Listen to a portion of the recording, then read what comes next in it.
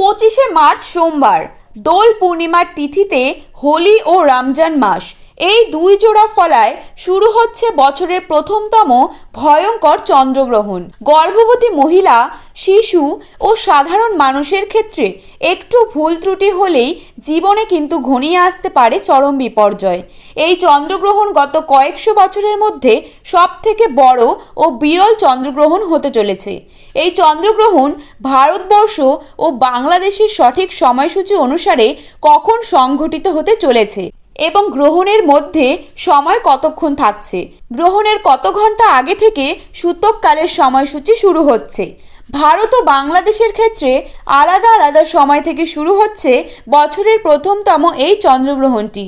ভারত ও বাংলাদেশের কোন কোন জায়গা থেকে দেখা যাবে এই মহাজাগতিক বিরল দৃশ্য চন্দ্রগ্রহণ এবং এই গ্রহণ আপনারা কিভাবে দেখবেন। 2024 সালের প্রথম চন্দ্রগ্রহণে গর্ভবতী মহিলা ও শিশুদের ওপর কী কী প্রভাব পড়তে চলেছে। গর্ভবতী মহিলা ও শিশুদের ক্ষেত্রে জ্যোতিষবিদদের তরফ থেকে জারি করা হলো বিশেষ সতর্কবার্তা।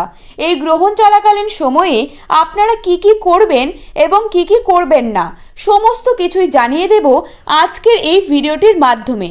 তো বিস্তারিত জানতে হলে অবশ্যই ভিডিওটিকে শেষ পর্যন্ত মনোযোগ সহকারে দেখবেন এবং আপনি এই ভিডিওটি কোন জেলা থেকে দেখছেন আপনার জেলার নামটি অবশ্যই আমাদের কমেন্ট বক্সে লিখে জানাবেন, যাতে করে আপনার জেলার যে কোনো গুরুত্বপূর্ণ খবরের আপডেট আমরা সবার আগে আপনাদের কাছে পৌঁছে দিতে পারি।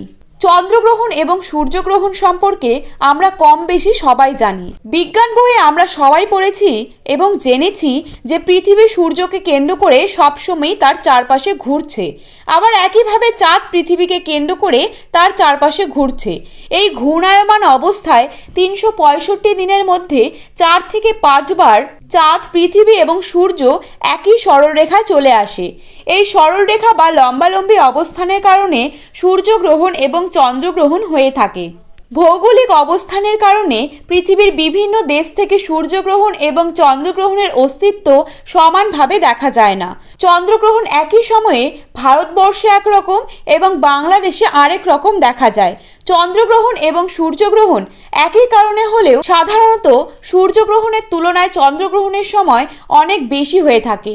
সূর্যগ্রহণ কয়েক মিনিটের জন্য হলেও চন্দ্রগ্রহণের স্থায়িত্ব কিন্তু একটানা কয়েক ঘন্টা পর্যন্ত হতে পারে। গ্রহণের সূতক সময়েও কিন্তু সব ধরনের শুভ কাজ নিষিদ্ধ থাকে। চন্দ্রগ্রহণ শুরু হওয়ার 9 ঘন্টা আগে থেকেই শুরু হয়ে যায় গ্রহণের সূতককাল। এবার আমরা জেনে নেব ভারতীয় সময় অনুযায়ী গ্রহণ কখন শুরু হচ্ছে। ভারতীয় সময় অনুসারে চন্দ্রগ্রহণ শুরু হবে 2024-এর 25শে মার্চ সকাল 10:20 পর থেকে। গ্রহণের মধ্যভাগ থাকছে 12:40 অবধি এবং গ্রহণ সমাপ্ত হচ্ছে দুপুর 3:25। এরপর আমরা জেনে নেব বাংলাদেশের সময় অনুযায়ী চন্দ্রগ্রহণ কতক্ষণ থাকছে। বাংলাদেশের সময় অনুযায়ী চন্দ্রগ্রহণ শুরু হবে 2024 সালের 25শে মার্চ সকাল 10:50 থেকে।